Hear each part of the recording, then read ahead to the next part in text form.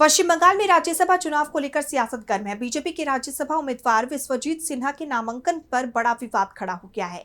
उनके नामांकन को लेकर टीएमसी ने कई बड़े आरोप लगाए हैं, जिससे बीजेपी की टेंशन बढ़ी हुई है और कटघरे में चुनाव आयोग भी खड़ा हो चुका है। और क्या आरोप लगाए हैं टीएमसी ने और क्या है ये पूरी खबर जानेंगे इस रिपोर्ट में। पश्चिम बंगाल में राज्यसभा चुनाव के लिए बीजेपी के विश्वजीत सिन्हा के नामांकन को लेकर सियासी बवाल बढ़ता जा रहा है। टीएमसी ने उनके नामांकन में फर्जीवाड़े को लेकर चुनाव आयोग को शिकायत पत्र लिखा। शिकायत पत्र का सीधा मतलब ये है कि राज्यसभा चुनाव के लिए बीजेपी उम्मीदवार विश्वजीत सिन्हा के नामांकन में कुछ बड़ी गड़बड़ियां पाई गई हैं। दरअसल चुनाव लड़ने के लिए उम्मीदवार को एक फॉर्म 26 भरना होता है, जिसमें अपनी संपत्ति और देनदारियों का ब्यौरा देना होता है। लेकिन टीएमसी की शिकायत के मुताबिक इस फॉर्म में बहुत सी जानकारियां अधूरी या गायब है।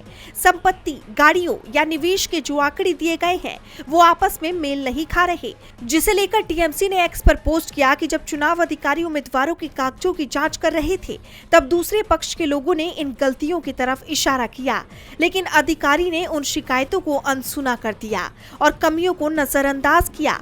इसके अलावा जब जांच प्रक्रिया खत्म होने वाली थी, तब अचानक एक नया हलफनामा सामने आ गया।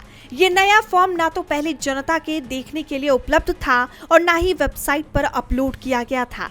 इसे नियमों के खिलाफ माना जा रहा है। इसलिए हमने चुनाव आयोग से मांग की कि इस पूरी जांच प्रक्रिया को रद्द घोषित किया जाए और नियमों के उल्लंघन के आधार पर बीजेपी उम्मीदवार के नामांकन पर फिर से विचार किया जाए। सुप्रीम कोर्ट के उन आदेशों का पालन हो जो कहते हैं कि मतदाता को उम्मीदवार के बारे में सही और पूरी जानकारी मिलनी चाहिए।